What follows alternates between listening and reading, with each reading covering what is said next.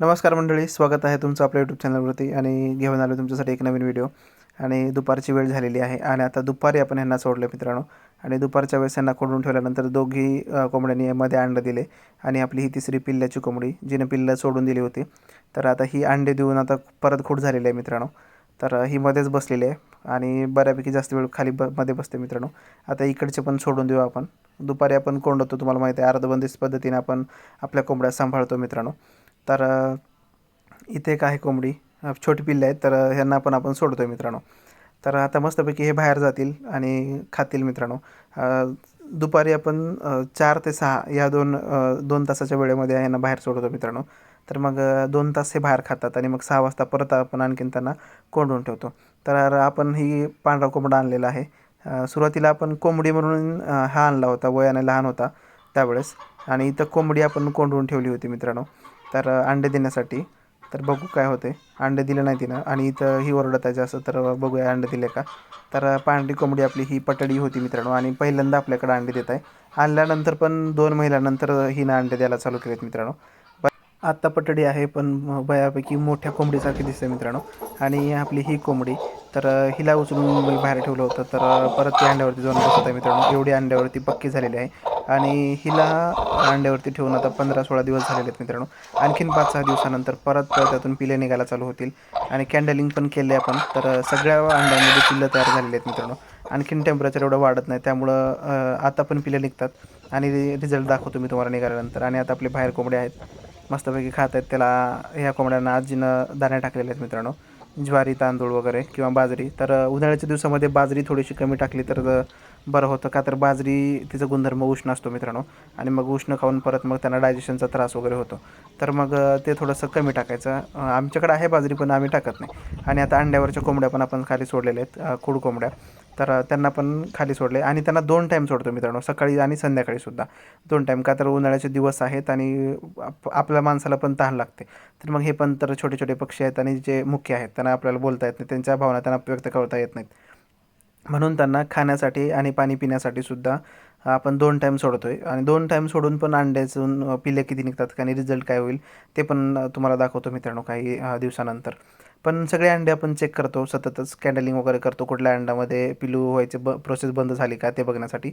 पण सगळ्या अंड्यामध्ये रिझल्ट व्यवस्थित आहे मित्रांनो. फक्त ह्या काळ्या कोंबडीनं एक अंडं फोडलेलं होतं. फोडलेलं म्हणजे त्या अंड्याला क्रॅक गेला आणि होल पडलं डायरेक्ट मित्रांनो. तिचं नख बहुतेक लागलं असेल त्या अंड्याला, त्यामुळं एक क्रॅक गेला होता. आणि मग तो अंडा आपण काढून फेकून दिला.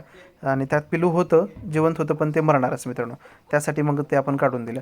आणि मग ही कोंबडी आहे आणि ही अनुभवीच आहे, एक पिल्ल्याची. आपण एक पिल्लू होतं त्यावेळेस हिला आणलं होतं आणि ह्याच टोपल्याखाली झाकून ठेवलं होतं मित्रांनो 1 दिवसासाठी, का तर आपल्याकडे झाकण्यासाठी काही नव्हतं म्हणून. पण अनावधानानं एक मोठी कोंबडी आणि पिलू आणलेल्या दिवशीच संध्याकाळीच मेलं मित्रांनो. त्यांना ऑक्सिजन कमी पडला आणि बाकी ही पण ह्याच टोपल्याखाली होती पण ती वाचली. आणि आता पण मीला त्याच टोपल्याखाली तिला ठेवतो मित्रांनो, तरी पण ती वाचते. आणि ही कोंबडी आहे पण मोठा घेर आहे मित्रांनो, 25 ते 30 अंडे हिच्या पोटाखाली बसतील, इतकी मोठी. पण ती बसत नाही बसत. आणि आता आपली ही छोटी कोंबडी जी खूप दिवस झालं खूट झाली होती आणि अंडे पण खूप दिली होती मित्रांनो. ही कोंबडी खरं तर खनीची कोंबडी म्हणली पाहिजे. प्युअर गावरान आहे पण उंचनीचं कोंबडी आहे. आणि हिला काहीतरी दिसलं त्यामुळं ती तसं बघत आहे मित्रांनो. आणि बघा आजी अंड्याचं कलेक्शन करत आहे. आजीकडेच असतं अंडे वगैरे काढण्याचं, म्हणजे काय काय अंडे सापडले ते सगळे अंडे जमा वगैरे करते. अंडे राखते सुद्धा ती, म्हणजे कोंबड्या पण राखते आणि अंडे पण सांभाळून ठेवते मित्रांनो.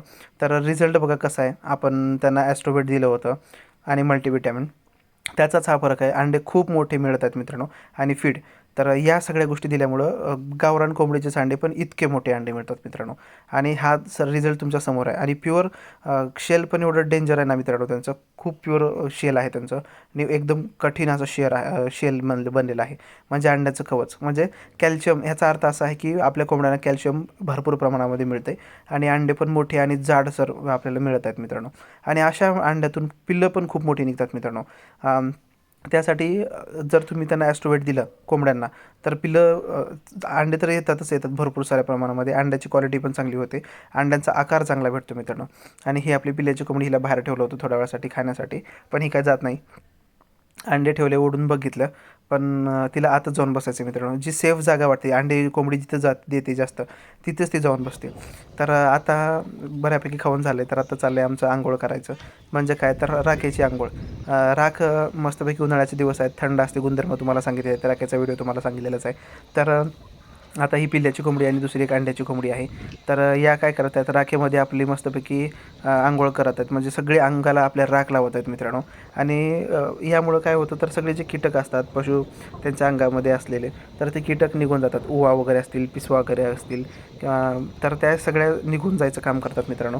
अँटी फंगस वगैरे सगळ्या गोष्टी राखेमध्ये गुणधर्म असतात, ते सगळंच काम करतं. आणि कोंबड्यांना मस्त पण वाटतं या राखेमध्ये खेळण्यासाठी. तर एकाचं बघून एक मस्तपैकी या राखेमध्ये अंघोळ करत आहेत मित्रांनो. आणि सगळ्याच कोंबड्या आता सध्या अंडे देत आहेत मित्रांनो. म्हणजे काय आहे, त्यांना खायला व्यवस्थित भेटत आहे, फीड वगैरे आपण देतो आहे, औषधं त्यांना टायमाला त्यांना देतो आहे, अँटीबायोटिक वगैरे देतो आहे. तर त्यामुळं आणि ज्यावेळेस कोंबडी खूड होईल ना मित्रांनो, त्यावेळेस आपल्याला एक व्हिडिओ बनवायचा आहे डिवॉर्मिंग करते वेळेस. म्हणजे कोंबड्याची डिवॉर्मिंग, म्हणजे त्यांच्या पोटात काही जंत वगैरे असतात मित्रांनो, तर ते जंत पण आपल्याला औषधाच्या मार्फत बाहेर पाडायचे आहेत मित्रांनो.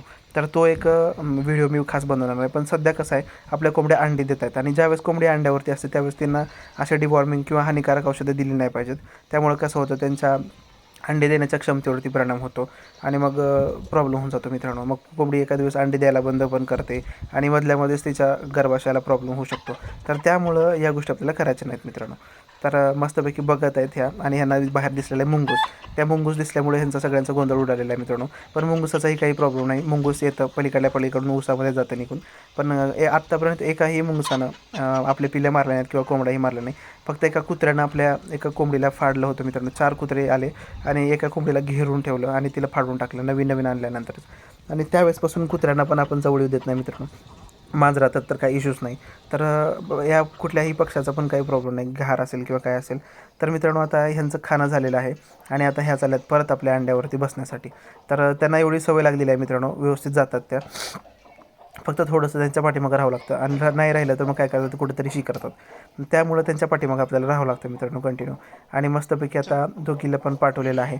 पण ही जी काळीवाली कोंबडी आहे ना मित्रांनो, ती व्यवस्थित बसत नाही. थोडंसं बसते वेळेस कसं समोर अंडे ठेवून बसते मित्रांनो. मग काय होतं, 1-2 अंडे बाहेर राहतात आणि मग त्याला प्रॉपर ऊब मिळत नाही, मग ते अंडे गंदे होण्याचा प्रकार घडत असतो मित्रांनो. तर मग तिला काय करावं लागतं, थोड्या वेळानं जाऊन परत तिचे अंडे व्यवस्थित ठेवावे लागतात, किंवा नंतर तिला उचलून व्यवस्थित ठेवावं लागतं मित्रांनो. तर मग अशा गोष्टी कराव्या लागतात. पण आपल्याला मोठी आहे कोंबडी आणि हिला पण सवय असली पाहिजे अंड्याची, त्यासाठी आपण हिला अंड्यावरती ठेवतो आहे मित्रांनो, बसवतो आहे आणि बसते पण बऱ्यापैकी खूप झालेली आहे. मोठी कोंबडी होती, थोडीशी जीन्स वेगळे आहे तिच्यामध्ये, आणि क्रॉस आहे थोडीशी. प्युअर नाही ही, पण क्रॉस आहे. पण अंड्याची क्षमता खूप जास्त आहे, अंडं पण खूप मोठं देते. पण खूड होते त्याच्या अर्थानं ती बऱ्यापैकी प्युअर आहे मित्रांनो. आणि पिला अंड्यावरती पण बसते, त्यामुळं मग आपण तिला गावरान म्हणायला काही हरकत नाही. पण एक सुधारित गावरानमध्ये सुधारित एक हे ब्रीड आपल्याला म्हणता येईल मित्रांनो. तर ही तर कोंबडी बसत आहे मित्रांनो, एकदम व्यवस्थित बसते, अंड्यांना पण सांभाळते, आणि ही अनुभवी कोंबडी आहे त्यामुळं. आणि या टोपल्या खाली बसते, हे एक जास्त नवल आहे मित्रांनो, का तर व्हेंटिलेशन वगैरे होत नाही, तरी पण ती मरत नाही. आणि ह्या मॅडम बसतात पण अंड्यावरती व्यवस्थित बसत नाहीत. पण हिला पण आता व्यवस्थित आपल्याला बसवायचं आहे मित्रांनो. आणि बऱ्यापैकी हिचेच अंडे आहेत, का तर ही जास्त मोठी आहे त्यामुळं, आणि हिच्या अंडे भरपूर मोठे होते. आणि हिचे आपल्याला ब्रीड इथं तयार करायची होती, म्हणजे बऱ्यापैकी छोटे छोटे पिल्लं आपल्याला हिचे घ्यायचे होते खास. आणि आपल्याकडे कोंबडा तर प्युअर आहे मित्रांनो. आणि काय होतं, थोडंसं जर म्हणजे संकर केलं ह्या दोघांचा, क्रॉसिंग वगैरे करून जर पिल्लं तयार केली, तर नवीन क्वालिटीच्या कोंबड्या आपल्याकडे येतात मित्रांनो. त्यासाठी आपण या कोंबडीची पिल्लं काढायचा प्रयत्न करत आहोत. तर बऱ्यापैकी जास्त हिचीच आहेत, आणि मग नंतर बाकी आपल्या कोंबड्या वेगवेगळ्या कोंबड्या आहेत, आणि प्रत्येकावरती आपण नाव वगैरे टाकलेलं आहे, कुठल्या कोंबडीचं कुठलं पिल्लू आहे हे बघण्यासाठी. तर आणि नंतर ज्यावेळेस पिल्लं मोठी होतात मित्रांनो, त्यावेळेस पण आपल्याला एकदम व्यवस्थित समजतं. तर कोंबड्या कशा वाटल्या तर ते नक्की सांगा मित्रांनो. आणि ह्या अंड्यावरती पण आपण हे बसवलेलं आहे, तर ह्यांचा आपण रिझल्ट तुम्हाला दाखवणार आहोत मित्रांनो. तर व्हिडिओ एकंदरीत तुम्हाला कसा वाटला ते नक्की सांगा. व्हिडिओ आवडल्यास नक्की लाईक करा, शेअरसुद्धा करा. आपल्या मित्रांना पण व्हिडिओ पाठवा, जेणेकरून त्यांनाही नवीन नवीन माहिती मिळेल.